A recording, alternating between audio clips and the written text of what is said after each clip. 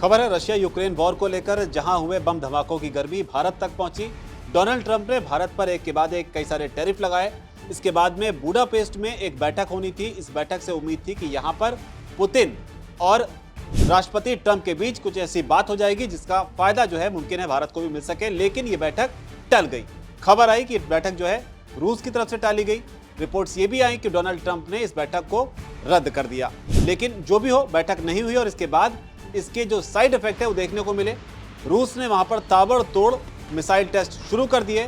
इधर अमेरिका ने भी एक नया हथियार निकाला और हथियार था 2 नई तेल कंपनियों पर सैंक्शन लगाने का, जिसका सीधा असर जो है वो भारत पर पड़ने वाला है। इसे ही लेकर अब रशिया गुस्से में है।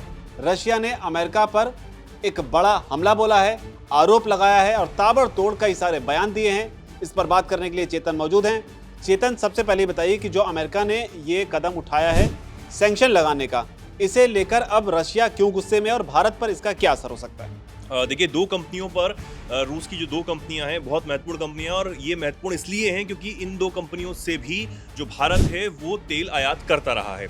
तो उन 2 कंपनियों पर जब ट्रंप की तरफ से, अमेरिका की तरफ से कहें कि बैन लगा दिया गया, तो कहीं ना कहीं जो दिक्कतें हैं वो भारत के सामने भी खड़ी हो सकती हैं। ये कहा जा रहा है, एक्सपर्ट्स इस बात को कह रहे हैं कि अगर जो रूस से हम ज़्यादा मात्रा में तेल खरीद रहे हैं उसमें कहीं ना कहीं भारत को चिंता हो सकती है। सप्लायर ही कंपनियां हैं। हाँ, सप्लायर कंपनियां हैं। अब क्या होगा, क्या हो सकता है, भारत का रिएक्शन इस पर क्या आएगा, ये देखने वाली बात होगी। लेकिन फिलहाल रूस पर जो ये एक्शन लिया गया है वो अपने आप में एक बड़ी बात मानी जा रही है। और ऐसे समय में जब ये चर्चाएं चल रही थी कि हंगरी के बुडापेस्ट में मीटिंग हो सकती है ट्रंप और पुतिन की, और उस मीटिंग से जो रूस यूक्रेन युद्ध का समाधान है वो निकाला ही जा सकता है। और अगर वो समाधान निकल जाता तो सीधे तौर पर भारत को फायदा होता कि जो ट्रेड डील बहुत लंबे समय से अटकी हुई है, नहीं बन पा रही बात, कहीं कि ट्रंप अपनी मनमानी चलाने की कोशिश कर रहे हैं, वो बन जाती है और भारत को फायदा हो जाता। लेकिन इस बीच जो धमकियां हैं वो रूस की तरफ से भी दी जा रही हैं। और न सिर्फ ये धमकियां हैं, मैं ये कहूंगा कि कहीं ना कहीं अब ये समझ आने लगा है कि रूस एक बहुत बड़ा कदम अमेरिका के खिलाफ भी उठा सकता है।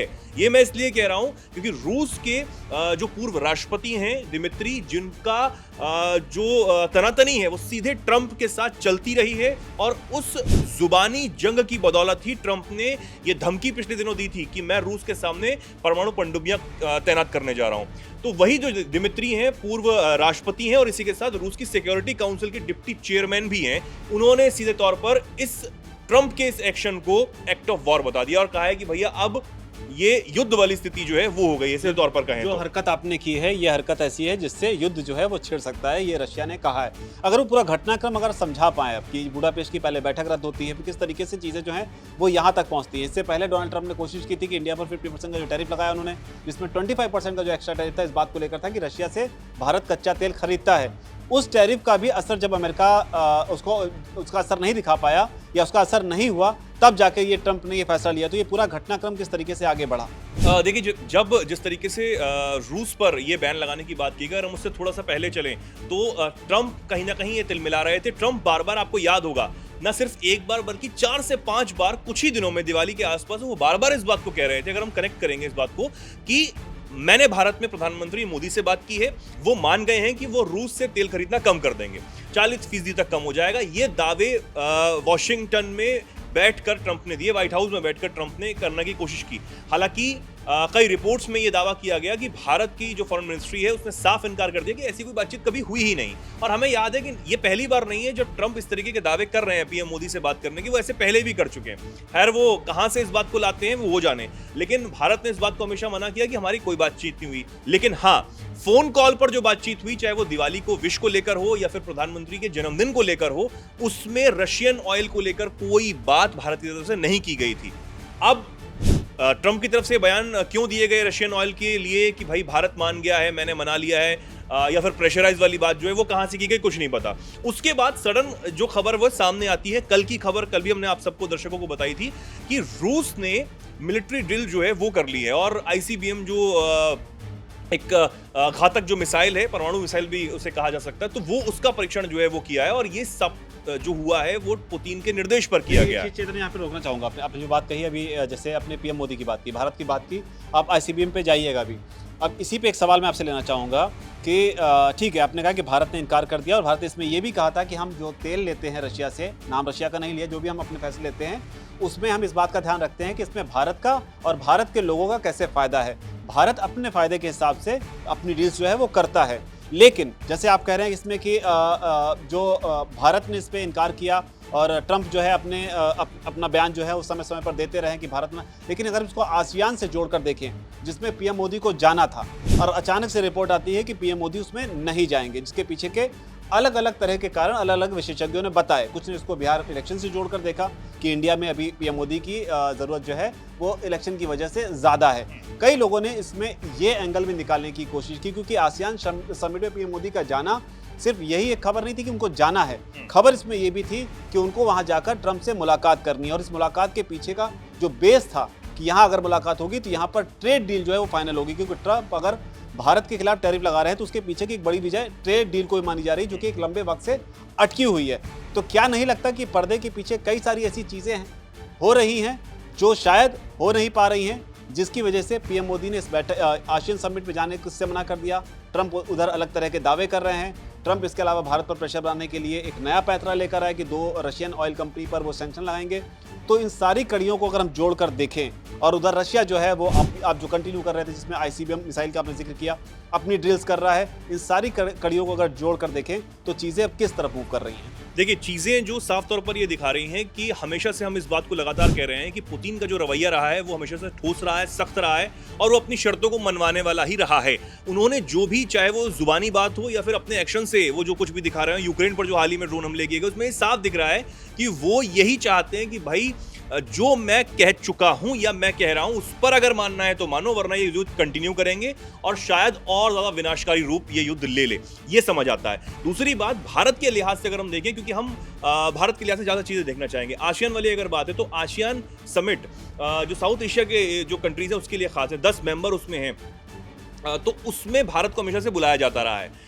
प्रधानमंत्री नरेंद्र मोदी हमेशा उसमें जाते रहे हैं, चाहे वो वर्चुअली बात हो, 2 बार जो है वो वर्चुअली भी इससे पहले हुआ, तो दोनों बार वर्चुअली भी प्रधानमंत्री जुड़े, हालांकि वो मजबूरियां थी तब, लेकिन अभी वर्चुअली प्रधानमंत्री मोदी जुड़ रहे हैं। लेकिन ये मौका था कि कुछ समय से खबरें चल रही थी कि प्रधानमंत्री मलेशिया जाएंगे, नहीं जाएंगे, क्या कुछ चल रहा है, लेकिन अंत में जब जो मलेशिया के प्रधानमंत्री हैं इब्राहिम, उनकी तरफ से पोस्ट किया गया कि प्रधानमंत्री नरेंद्र मोदी का फोन आया, मेरी उनसे बातचीत हुई, वो ये कह रहे हैं कि हम वर्चुअली जुड़ेंगे। फिर पीएम मोदी ने भी यही कहा वर्चुअली जुड़ेंगे। तो जो चीजें चलने लगी कि भाई विपक्ष अपनी चीजें यहाँ पर देश में निकाल रहा है कि आप ट्रंप के साथ बातचीत नहीं करना चाहते हैं, इसलिए पीएम मोदी नहीं जा रहे हैं। अब वो ट्रंप से बातचीत करना चाहते नहीं करना चाहते वो एक अलग चीज है, लेकिन सबसे बड़ी बात है, जो एक्सपर्ट से मैंने बात की सर, उसमें भी यही लोग कहते हुए नजर आए कि एक तो बिहार चुनाव को लेकर बहुत ज्यादा चीजें जो हैं वो फंसी हुई हैं।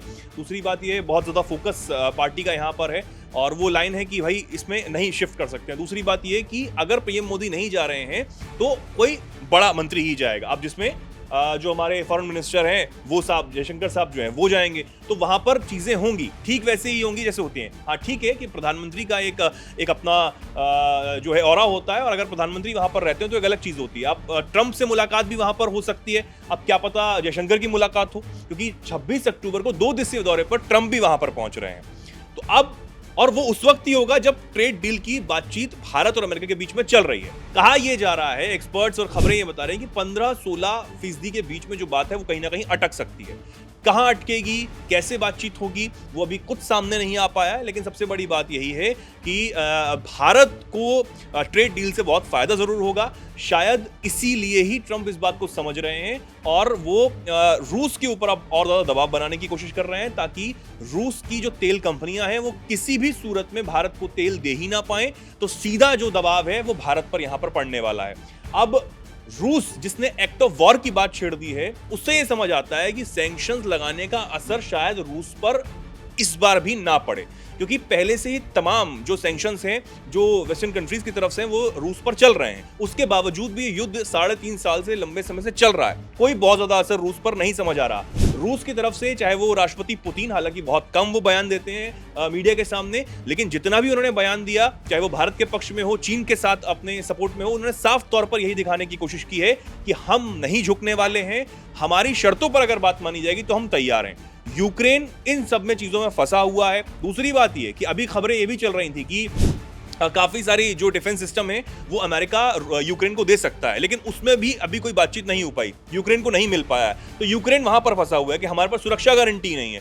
तो ट्रंप किन चीजों पर ये युद्ध रुकवा पाएंगे अभी भी कुछ क्लियर नहीं हो पा रहा। क्या ये सैंक्शन से बात बन पाएगी, नहीं बन पाएगी, ये अभी नहीं कहा जा सकता। नहीं कहा जा सकता। तो बड़ी डेवलपमेंट है यहाँ पर, जहाँ पर रशिया पर दबाव बना रहे हैं डोनाल्ड ट्रंप नए सैंक्शंस लगाकर। इस दबाव का असर जो है वो भारत पर भी हो सकता है, विशेषज्ञ ऐसी बात भी कह रहे हैं। उधर पुतिन जो है वो हर तरीके के लिए, हर तरह की स्थिति के लिए वो तैयार हैं। जो मिलिट्री ड्रिल्स हैं उनको भी कर रहे हैं। लेकिन जो बड़ी बात है वो ये है कि चेतावनी क्या दी है अमेरिका को, जो उन्होंने हरकत की है जिसे एक्ट ऑफ वॉर जो है वो रूस की ओर से कहा गया है। वो पूरा बयान भी यहाँ पर चेतन जानना बेहद अहम हो जाता है। तो क्या कुछ रशिया ने अमेरिका से शब्दशः कहा है, वो क्या है? देखिए, सबसे पहले जरा हम दिमित्री पर आएंगे, जो पूर्व राष्ट्रपति की बात मैंने शुरुआत में की, उन पर आएंगे, उन्होंने क्या कुछ कहा है। लेकिन उससे पहले रूस की प्रवक्ता है मारिया जाखरोवा, उन्होंने क्या कुछ कहा है उसको जान लेते हैं। उन्होंने कहा कि ट्रंप के सेक्शन पर ऑफिशियली प्रतिक्रिया दी और कहा कि रूस की 2 बड़ी तेल कंपनियों, जिसमें रोसनेफ्ट और लुकोइल पर जो लगाए गए अमेरिकी प्रतिबंध हैं उसका उल्टा असर करेंगे। ये प्रतिबंध रूस को अपने राष्ट्रीय हित छोड़ने के लिए मजबूर नहीं कर सकते हैं। साथ ही वो ये कहती हैं कि इससे वैश्विक अर्थव्यवस्था को ही नुकसान होगा। शांति प्रक्रिया पर बातचीत जारी रखने में कोई बड़ी रुकावट नहीं है, लेकिन ये काम मीडिया लीक के जरिए नहीं होना चाहिए, बल्कि राजनयिकों यानी कि जो डिप्लोमेट्स हैं उनके जरिए होना चाहिए। यानी कि डिप्लोमेट्स जो है वो आकर बातचीत करें। मीडिया लीक में जो कुछ चल रहा है उससे चीजें ठीक नहीं हो सकती। अब इसी के साथ जो पूर्व राष्ट्रपति हैं और रूस की सिक्योरिटी काउंसिल के डिप्टी चेयरमैन हैं दिमित्री मेदवेदेव, जिनकी ट्रंप के साथ बहुत ज्यादा खटपट जो है वो पिछले दिनों भी चलती रही, वो क्या कुछ कहते हैं। उन्होंने कहा कि अमेरिकी राष्ट्रपति ट्रंप का हालिया कदम रूस के खिलाफ युद्ध के समान है। साथ ही उन्होंने याद दिलाया कि ट्रंप ने किस तरह यूक्रेन युद्ध को खत्म करने का वादा किया था, लेकिन अब वो प्रॉक्सी वॉर लड़ने का काम कर रहे हैं। साथ ही दिमित्री ने राष्ट्रपति पुतिन को लेकर भी निराशा जाहिर की है। ये इसलिए है क्योंकि उन्होंने पिछले दिनों जो रूस के राष्ट्रपति पुतिन, उनको साफ तौर पर कह दिया था कि आपको आगे बढ़ के अब यूरोप पर हमला कर देना चाहिए, कि यूरोप जो है वो कहीं ना कहीं प्रॉक्सी वॉर लड़ रहा है और वो हथियार भले ही यूक्रेन को सप्लाई कर रहा हो पीछे से, हमें नहीं दिख रहा है, लेकिन फिर भी वो ये रूस के खिलाफ ही सब कुछ हो रहा है, तो आपको अब यूरोप पर भी हमला कर देना चाहिए। तो ये बार-बार दिमित्री कहते हुए नजर आ रहे हैं। तो इंटरनली पुतिन पर दबाव है कि हमले को आपको तेज करना चाहिए, यूक्रेन से आगे बढ़कर आपको आगे भी जाना चाहिए। लेकिन जो बड़ी बात है वो यही है कि जो लेटेस्ट अपडेट इसमें आई है, जाते जाते आपको बता दें, दरअसल रॉयटर्स ने सूत्रों के हवाले से खबर लगाई है कि भारत जो है वो रूस से तेल खरीदना कम कर सकता है। तो ये अभी की बड़ी अपडेट है, जिसमें लगातार ये दबाव जो है अमेरिका की ओर से बनाया जा रहा था। हालांकि भारत सरकार की ओर से इसे कंफर्म किया जाना अभी बाकी है, लेकिन रॉयटर्स जो कि इंटरनेशनल न्यूज एजेंसी है, उसने इस खबर को जरूर लगाया है कि भारत जो है वो रशिया से तेल खरीदना कम कर सकता है। फिलहाल रशिया जो है वो सबसे बड़ा सप्लायर जो है वो भारत के लिए बना हुआ है। इस पूरी रिपोर्ट पर आपकी क्या राय है? जो भी राय नीचे कमेंट सेक्शन में जरूर लिखें। धन्यवाद।